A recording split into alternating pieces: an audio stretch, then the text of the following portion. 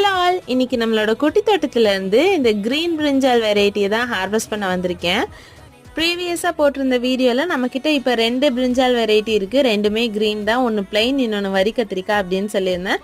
அது ரெண்டுலேயுமே இந்த செடியில் நிறைய வந்துட்டு பூ பிடிச்சிருந்துச்சு. ஸோ எல்லாமே இப்போ நமக்கு காயாக வந்துருச்சு. இதை ஹார்வெஸ்ட் பண்ணுற டைமும் வந்தனால அது வந்துட்டு நான் வீடியோவாக எடுத்து உங்கள் கூட நான் ஷேர் பண்ணியிருக்கேன். நான் ஹார்வெஸ்ட் பண்ணுற இந்த கத்திரிக்காய் எல்லாத்தையுமே நான் வெயிட்டும் செக் பண்ணி பார்த்துருக்கேன். அது எவ்வளோ வந்துச்சு அப்படின்னு வீடியோவோட எண்டில் வந்துட்டு சொல்லியிருக்கேன்.